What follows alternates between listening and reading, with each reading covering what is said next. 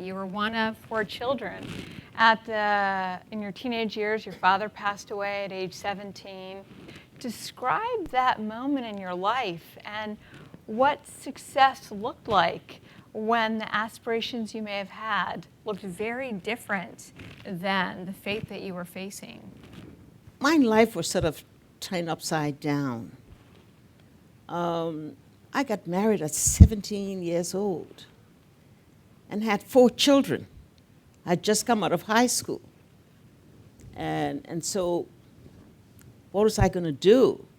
My classmates had all gone off to college in the U.S. or some other place, and there I was taking care of 4 boys.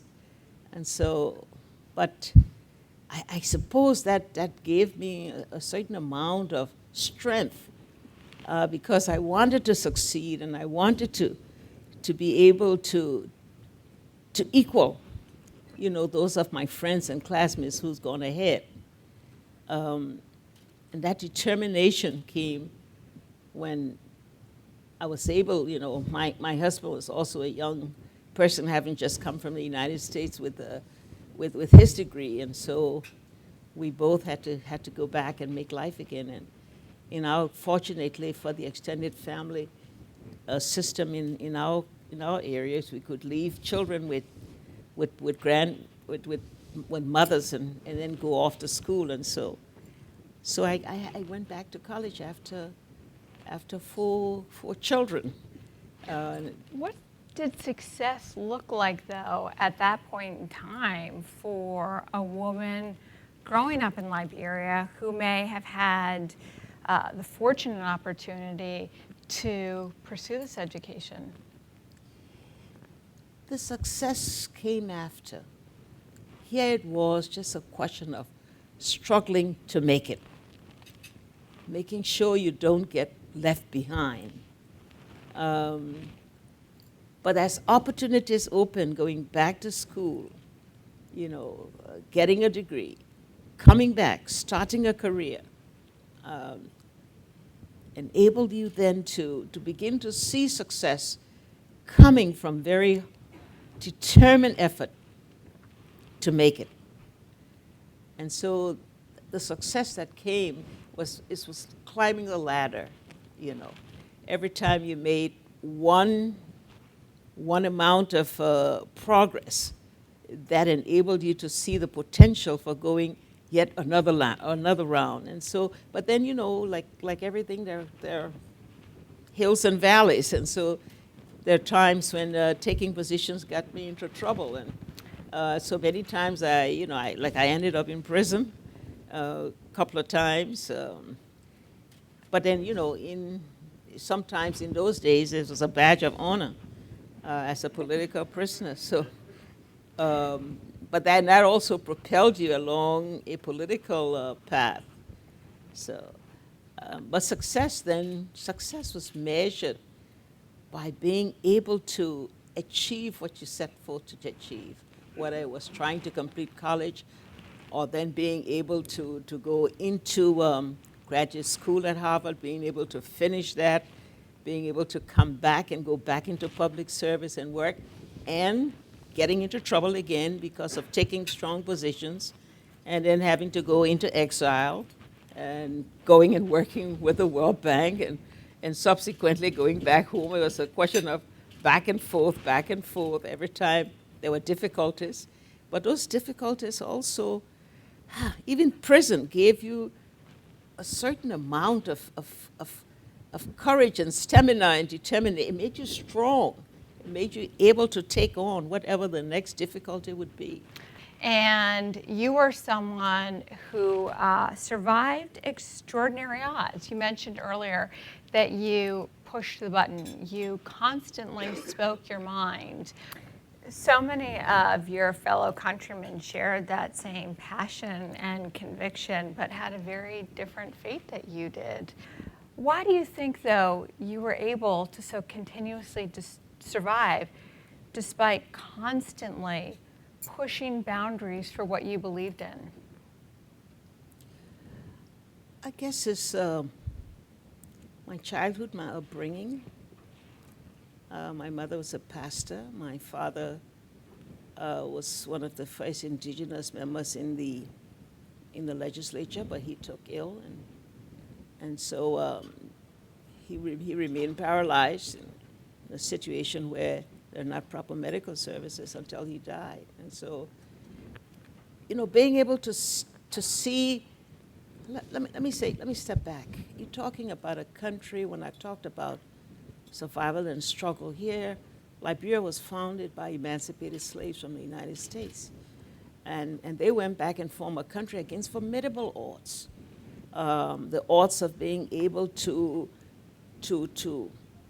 assimilate with the indigenous population, which they didn't do very well, and as a result monopolized power and privilege. One of the two countries in Africa not colonialized, but in an area where colonial powers were constantly encroaching on land area, fighting for the liberation of African countries, and not taking care of the domestic home front that laid the grounds for the coup d'etat that took place in 1980. And so being a part of that struggle from childhood, I suppose just enabled me to want to see a change, to make sure that the village where my grandmother was and died and hadn't changed in all those years, to be a part of using my own determination and my courage to join those agents of change that was going to make things change. And so, like I said, it's just a lifetime of making sure that you keep struggling to not only to survive, but to succeed. And where I am today, I think, is just an attestation to what determination and preservation and commitment can do. Describe that experience when you were put into prison for the second time. Describe that experience and how it shaped you as a leader, a time where you did say you actually were very afraid. Well, I was taken to out to the army barracks and put in a small jail with lots of other people who were claimed to be rebels, and I ended up being the last one left. They took the rest of them out. I didn't see them again, and so that was perhaps the most fearful experience I had, because it's right after a coup d'etat, and you're picked up after a coup d'etat as a political leader and get thrown into prison in the midst of a bunch of soldiers. That can be a very, and I was, being taken to the prison. I was told I was going to be driven to the beach and killed. And but as I say, I grew up in a Christian home, and I felt that at that stage, I was not going to be afraid, and I was not going to let anybody think I was afraid. And I think that in itself was a means of ensuring that I survived. What was the darkest point within that journey, and how did you pull yourself out of it to be able to focus on the perspective that you just shared? Oh, I guess, in this prison where, I was seen as a quote-unquote enemy of the military leader, where people would come in and look at you in the jail, and you almost felt like you were an animal in a zoo. And the darkest hours when someone tried to open the prison gates, and I suppose the consequence of that, I knew what that would be. But again, I got lucky in that someone of higher rank came and prevented that, and would not let them open the gate, and decided that he would sit outside the gate to prevent that. And happens to have been someone that came from the same tribe my father came from, and so he took a position, so I got lucky. And in 2006, you won the vote of the people of the country. Describe coming in as a leader. Where did you even begin to put those pieces together? Yeah, we inherited a collapsed economy. Over 2 decades of, civil conflict, dysfunctional institutions, destroyed infrastructure. And so it's like having to start all over. But we were able to get together a team after the elections, after very competitive elections, in which I think that was the fun part, competing with a football star. But so we determined that we were going to try and turn this around, and so we started the process of rebuilding. We got a lot of support, I must say, from some of the entities in this room. And we begin to tackle, first of all, to put an economic and financial house in order. That meant working on the fiscal side. Budget of $80 million is where we started, $80 million US dollars for a whole country. Probably the budget of a high school somewhere here. And what was your debt at the time? The debt was $4.9 billion. Hadn't been serviced for 30 years, and so we had to tackle that one by joining the HIPIC program of the IMF, and the IMF and World Bank had left the country, but we brought them back and had programs with them and tackled the debt, and I must say that today most of that debt is gone. Even commercial debt, we had a large portion of commercial debt, but we're able, working with the Fed here, we're able to get that commercial debt bought at 3 cents on the dollar. And then started to build the institutions, put in the strategies and the policies and the laws, begin to tackle infrastructure, bought back lights for the first time. In how many years? For the first time in about 20 years, except for private generators. But the fun part was that, when the lights came on, with President Ghana and I did that together, the kids would dance all in the streets. As a matter of fact, even today, they still do a lot of studying under the street lights because they don't have electricity in their homes, even until now, in many places. And then getting kids back to school. Rebuilding the schools and the hospitals, and a tremendous task, but we did get a lot of support. We re-established bilateral and multilateral relationships, and we couldn't have done it on our own without that support. And as a result, today, for the past 5 years, we've been growing at about 6.5%, despite the 2009 global depression, which depressed things a bit. We thought we would have reached double digits by now, but we're headed in that direction. We've, brought back Liberia is a natural resource-rich country. It's just that if most of the resources have not been tapped properly, and allocations have not been directed properly. We're trying to fix that. We still have challenges of youth unemployment. Thousands and thousands of young people who, during a period of conflict, were child soldiers, never had an opportunity to go to school or to get a skill that would enable them today to be employed by us. We mobilize, for direct foreign investment on the order of $16 billion in our different areas: agriculture, mining, forestry, getting it to work now.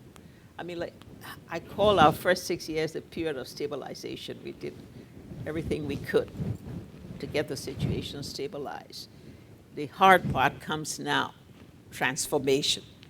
How do you turn all of that into operations that get everybody back in school, get basic services like, good roads and light and water and electricity to people, and how do you get people back to work, so to speak? And that's the really hard part. As it relates to Liberia, what makes you optimistic, and what's keeping you up at night?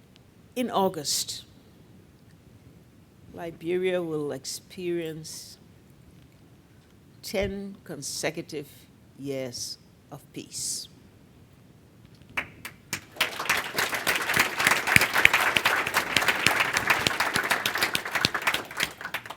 Without that peace and stability, nothing we would have done would have succeeded. What keeps me up at night?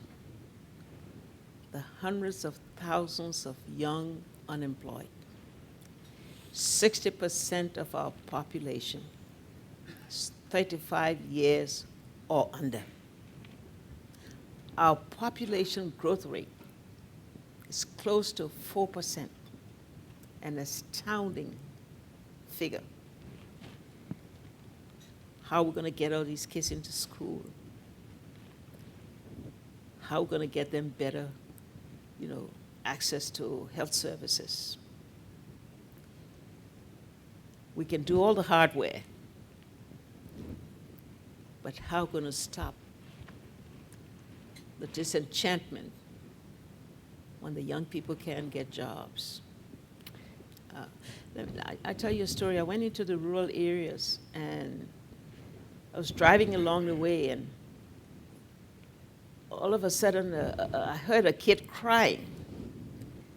And so I paused for a while, and the security said, oh, maybe her mother spanked her or whatever. It's an 8-year-old child. And then she kept crying. And so I told the security, stop, no, let's see what's happened to her. So I went and approached her and knelt down and said, why are you crying? And all she said was, I want to go to school. So I said, why aren't you going to school? Where's your mother? And the mother approached.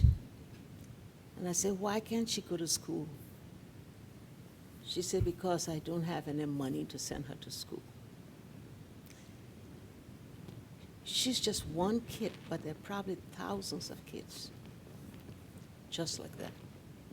You're taking on the weight of Liberia, the expectations and aspirations of the women of Liberia and all over Africa. When you leave office in a few years, what do you hope that they'll be saying about you?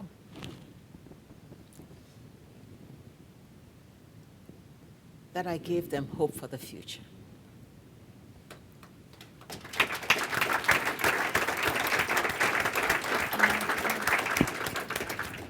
Liberia is fragile.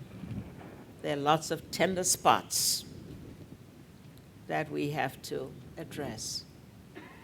But today, every Liberian will say, I never want to see war again. I don't want to see my country destroyed. I want an education. I want a job. I want a Liberia of which I can be proud.